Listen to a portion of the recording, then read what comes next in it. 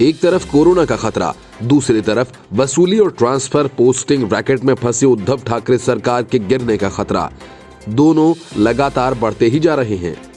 वसूली कांड में अनिल देशमुख के इस्तीफे के बाद महाराष्ट्र सरकार को लेकर कयासों का दौर शुरू हो गया है। सभी की नजरें एक बार फिर से महाराष्ट्र राजनीति के पितामह शरद पवार पर आकर टिक गई हैं। ये सब जानना चाहते हैं कि इस मुश्किल समय में शरद पवार का अगला कदम क्या होगा। वजह ये कि पवार ने ही तीनों पार्टियों की बेमेल सरकार बनवाई थी और फिर पर्दे के पीछे से उसे चला रहे थे। अब कांग्रेस को इस बात का डर है कि पवार ही महाराष्ट्र सरकार को गिरा भी सकते हैं। सूत्रों का कहना है कि महाराष्ट्र कांग्रेस को इस बात का डर है कि कहीं पवार फिर न बदल जाएं। इस शक का कारण गुजरात में हुई पवार और अमित शाह की कथित मुलाकात है, जिसे लेकर शरद पवार और बीजेपी अभी तक खामोश हैं। दोनों नेताओं की बैठक के बाद कांग्रेस ने सार्वजनिक रूप से सवाल भी पूछे थे कि आखिर इस बैठक में हुआ क्या, लेकिन तब एनसीपी नेता प्रफुल्ल पटेल ने ये बात कहकर टाल दी कि हर बात सार्वजनिक नहीं की जाती। अब कांग्रेस नेताओं को इस बात का डर सता रहा है कि कहीं देशमुख के मामले में केंद्र का शिकंजा कसता देख पवार न बदल जाएं। महाराष्ट्र की उद्धव सरकार पवार के दम पर ही टिकी हुई है। सूत्रों का ये भी कहना है कि अगले 1-2 दिनों में महाराष्ट्र सरकार मंत्रिमंडल में फेरबदल पर भी चर्चा कर सकती है। पिछले दिनों महाराष्ट्र के राजनीतिक हालात को लेकर हुई कांग्रेस की रिव्यू बैठक में सोनिया गांधी को सभी स्थितियों से अवगत कराया गया। एंटीलिया केस के चलते एनसीपी कोटे से कैबिनेट में आए पूर्व गृह मंत्री अनिल देशमुख इस्तीफा दे ही चुके हैं।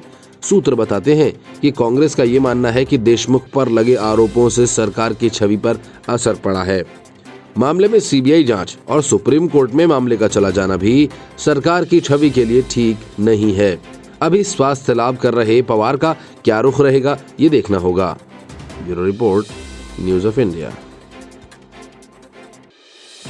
जिस तरह परमबीर सिंह ने अनिल देशमुख की पोल खोली कि देशमुख ने सचिन वाझे को 100 करोड़ की वसूली का टारगेट दिया था, तो क्या सीबीआई के सामने या फिर किसी दूसरी तरह से अनिल देशमुख भी ये बता पाएंगे कि वसूली का टारगेट उन्होंने किसके कहने पर तय किया था?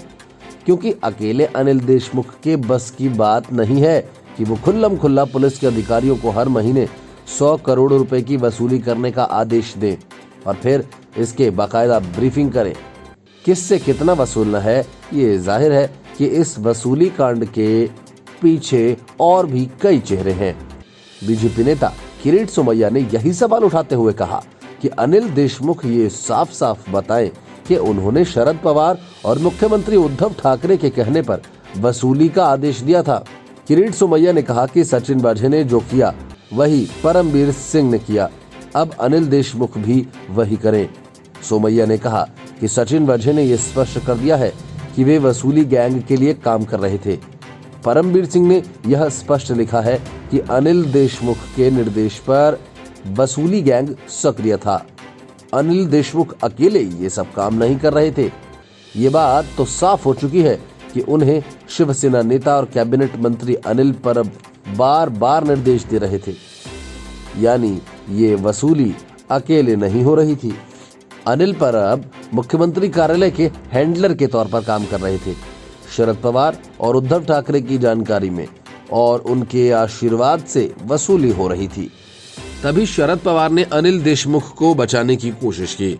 मुंबई के पूर्व पुलिस आयुक्त परमबीर सिंह ने अनिल देशमुख पर आरोप लगाया था कि उन्होंने पुलिस अधिकारियों को मुंबई के रेस्टोरेंट्स और बार्स में से हर महीने 100 करोड़ की वसूली का टारगेट दिया था। ये मामला हाईकोर्ट तक पहुंच गया। हाईकोर्ट ने सीबीआई जांच के आदेश दिए। 15 दिनों में सीबीआई सारे मामले की प्राथमिक जांच करेगी और अगर मामले में तथ्य सही पाया जाता है तो एफआईआर दर्ज होगी। हाईकोर्ट के फैसले के बाद अनिल देशमुख ने नैतिकता को आधार बताते हुए गृह मंत्री पद से इस्तीफा दे दिया। महाराष्ट्र के नए गृह मंत्री दिलीप वलसे पाटिल ने अपना पदभार ग्रहण कर लिया है। इस बीच सीबीआई की टीम मुंबई पहुंच चुकी है और जानकारी मिली है कि अनिल देशमुख और राज्य सरकार सुप्रीम कोर्ट में जाने की तैयारी में लग गए हैं। कांग्रेस नेता सुप्रीम कोर्ट में अनिल देशमुख का पक्ष रखने की तैयारी कर चुके हैं। मतलब साफ है, अनिल देशमुख को बचाने में शिवसेना, एनसीपी और कांग्रेस तीनों ही पार्टियां पूरी तरह से सक्रिय हो चुकी हैं। Bureau report, news of India. Paschim Bangal में तीसरे चरण के मतदान के बाद अमित शाह ने कहा कि बीजेपी को बंगाल में यूपी से बड़ी जीत मिलने जा रही है। अमित शाह के इस बड़े दावे के पीछे एक ऐसा सच है जो किसी को भी चौंका सकता है। बल्कि हालात ये हैं कि टीएमसी को मतदान केंद्रों पर तैनात करने के लिए पोलिंग एजेंट्स तक नहीं मिल रहे। यहाँ तक कि जिस नंदीग्राम में खुद ममता बनर्जी बीजेपी के शुभेंदु अधिकारी के खिलाफ चुनावी मैदान में उतरी हैं, वहां भी बहुत सारे बूथ्स पर टीएमसी का पोलिंग एजेंट था ही नहीं। विधानसभा चुनाव के लिए मंगलवार को तीसरे चरण में 31 सीटों पर लगभग 78% मतदान हुआ है। पहले 2 चरणों के चुनाव में पोलिंग एजेंट्स की कमी को देखकर ममता बनर्जी ने तीसरे चरण में कई बूथ्स पर महिला एजेंट्स को तैनात किया। फिर भी कई बूथ्स खाली रह गए। तीसरे दौर में 3 जिलों की 31 सीटों पर 205 उम्मीदवारों का भाग्य इलेक्ट्रॉनिक्स वोटिंग मशीन में बंद हो गया है। जहां बंगाल में बीजेपी की एंट्री के बाद से मुकाबला रोचक हो गया है। ममता बनर्जी की पार्टी को पोलिंग एजेंट्स को लेकर दिक्कतों का सामना करना पड़ा। तृणमूल दूसरे चरण में भी सभी बूथ्स पर एजेंट्स की प्रतिनियुक्ति करने में विफल रही है। यहां तक कि नंदीग्राम, जहां से मुख्यमंत्री ममता बनर्जी खुद उम्मीदवार थीं, वहां भी हर बूथ पर एजेंट नहीं थे। हुगली के 8 विधानसभा क्षेत्रों के लगभग 100 बूथ्स पर टीएमसी को मतदान की शुरुआत में पोलिंग एजेंट्स की कमी का सामना करना पड़ा। हालांकि तृणमूल कांग्रेस ने पोलिंग एजेंट्स की कमी का ठीकरा बीजेपी पर फोड़ा और आरोप लगाया कि बीजेपी ने उनके पोलिंग एजेंट्स को भगा दिया। आखिर में ममता बनर्जी को महिला कार्यकर्ताओं का सहारा लेना पड़ा, लेकिन बात बनी नहीं।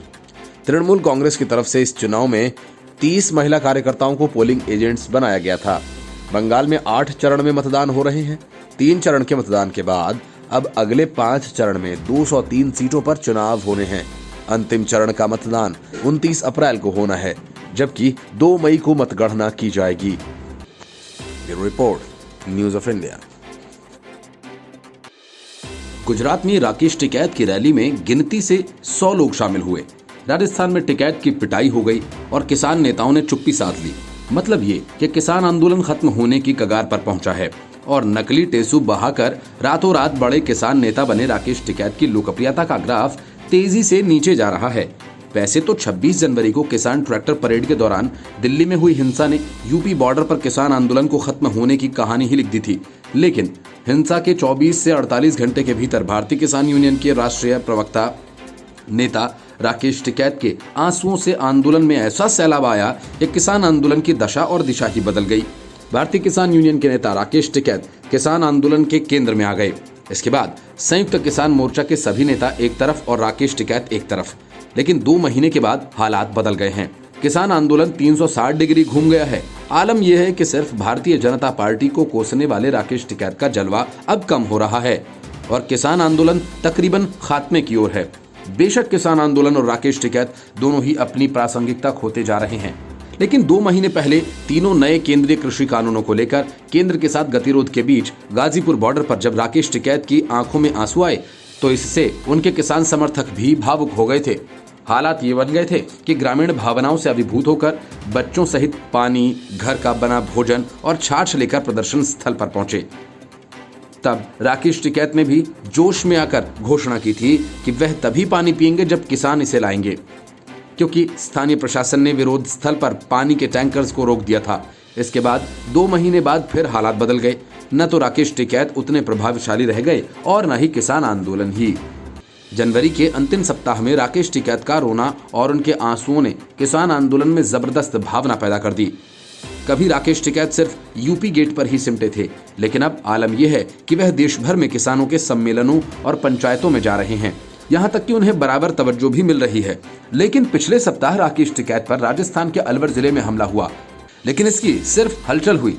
यहाँ तक कि संयुक्त किसान मोर्चा की ओर से भी कोई खास बड़ा बयान नहीं आया। किसानों में उस तरह की प्रतिक्रिया नहीं हुई जैसा पहले हुआ करती थी। राकेश टिकैत किसी समय में दिल्ली पुलिस में कांस्टेबल थे। अपने तकरीबन 1 दशक के राजनीतिक सफर के दौरान उन्होंने चुनावों में भी हाथ आजमाया, लेकिन कामयाबी नहीं मिली। लेकिन किसान आंदोलन ने राकेश टिकैत को पश्चिमी उत्तर प्रदेश से बाहर निकालकर राष्ट्रीय सुर्खियों में ला दिया। लेकिन वक्त का पहिया तेजी से घूमा और अब राकेश टिकैत को एक बार फिर समर्थकों की जरूरत आन पड़ी है। जो अब तक उनके साथ थे वे अपने अपने घरों में लौट गए हैं। Bureau report, news of India. Shiv Sena और एनसीपी दोनों पर जांच एजेंसियों का शिकंजा कसता जा रहा है। ईडी ने एक देशमुख को गिरफ्तार कर लिया और सीबीआई ने दूसरे देशमुख यानी अनिल देशमुख पर गिरफ्तारी की तलवार लटका दी है। सीबीआई ने जय श्री लक्ष्मण राव पाटिल की शिकायत के आधार पर अनिल देशमुख के खिलाफ एक प्रारंभिक जांच दर्ज की है। सीबीआई ने बॉम्बे हाईकोर्ट के आदेश के मुताबिक प्राथमिक जांच शुरू कर दी है। वहीं दूसरी तरफ ईडी ने मनी लॉन्ड्रिंग मामले में शिवसेना विधायक प्रताप सरनाइक के सहयोगी योगेश देशमुख को गिरफ्तार कर लिया है। महाराष्ट्र के पूर्व गृह मंत्री अनिल देशमुख के खिलाफ भ्रष्टाचार के आरोपों की जांच के लिए सीबीआई ने एक प्राथमिक दर्ज की। इससे पहले हाई कोर्ट ने आरोपों की प्राथमिक जांच करने के लिए सीबीआई को 15 दिन का समय दिया था। इस बीच ईडी ने शिवसेना के विधायक प्रताप सरनाइक के बिजनेस पार्टनर योगेश देशमुख को NACL घोटाला मामले में गिरफ्तार किया है। शिवसेना विधायक प्रताप सरनाइक भी मनी लॉन्ड्रिंग मामले में जांच के घेरे में हैं। फिलहाल योगेश देशमुख को 9 अप्रैल तक ईडी की हिरासत में भेज दिया गया है। इस घटनाक्रम से महाराष्ट्र सरकार में हलचल तेज हो गई है। पहले तो अनिल देशमुख के खिलाफ सीबीआई की जांच शुरू हो गई और अब शिवसेना विधायक भी ईडी के घेरे में आते दिखाई दे रहे हैं। मुंबई के पूर्व कमिश्नर परमबीर सिंह ने बीते दिनों एक चिट्ठी लिखकर अनिल देशमुख पर 100 करोड़ रुपए की वसूली करने का आरोप लगाया था। इसी के बाद से ही अनिल देशमुख हर किसी के निशाने पर थे। जब बॉम्बे हाईकोर्ट ने उनके खिलाफ सीबीआई जांच को मंजूरी दी, उसके बाद अनिल देशमुख ने मंत्री पद से इस्तीफा दे दिया। Bureau report, news of India. आखिरकार वसूली कांड में शरद पवार का नाम सामने आ ही गया। परमबीर सिंह की चिट्ठी के बाद सचिन वाझे की एक चिट्ठी से महाराष्ट्र की सियासत में हंगामा खड़ा हो गया है। NIA की हिरासत में बंद सचिन वाझे की एक 4 पेज की कथित चिट्ठी सामने आई है। इसमें वाझे ने महाराष्ट्र की महाविकास अघाड़ी सरकार के कई नेताओं पर आरोप लगाए हैं। ये चिट्ठी अपने आप काफी हंगामा खड़ा करने वाली है, क्योंकि अब तक वसूली मामले में अनिल देशमुख का ही नाम सामने आया था, लेकिन इस चिट्ठी ने देशमुख के अलावा शरद पवार का नाम भी इसमें शामिल किया है। इस चिट्ठी में सचिन वाझे ने आरोप लगाया है कि अनिल देशमुख ने उन्हें नौकरी पर वापस रखने के बदले 2 करोड़ रुपए मांगे थे। इस चिट्ठी में वाझे ने कई सनसनीखेज आरोप भी लगाए हैं। चिट्ठी में सचिन वाझे ने कहा कि शरद पवार उन्हें वापस नौकरी पर नहीं रखना चाहते थे, लेकिन अनिल देशमुख ने उनसे कहा कि वो शरद पवार को मना लेंगे, लेकिन उसके लिए 2 करोड़ रुपए देने होंगे। चिट्ठी में वाझे ने लिखा कि मैंने कहा मैं अभी पैसे नहीं दे सकता, जिस पर देशमुख ने उन्हें बाद में भुगतान करने के लिए कहा।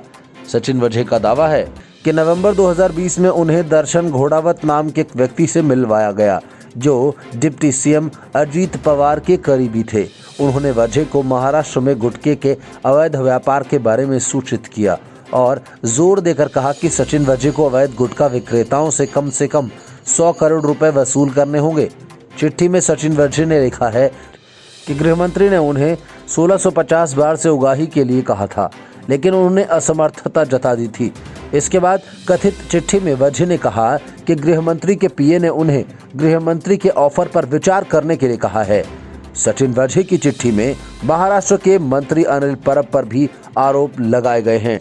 चिट्ठी में वाझे ने लिखा कि अनिल परब ने उन्हें 50 करोड़ रुपए लेकर SUBT की जांच बंद करने को कहा। वाझे ने चिट्ठी में लिखा है कि अनिल परब ने उसे BMC के 50 ठेकेदारों से 100 करोड़ रुपए वसूलने को कहा था। मुंबई पुलिस के निलंबित अधिकारी सचिन वाझे को विशेष NIA अदालत के सामने पेश किया गया। राष्ट्रीय जांच एजेंसियों ने अदालत से सचिन वाझे की हिरासत 4 दिन और बढ़ाने की मांग की। अदालत ने वाझे की हिरासत को 9 अप्रैल तक के लिए बढ़ा दिया। Bureau report, news of India.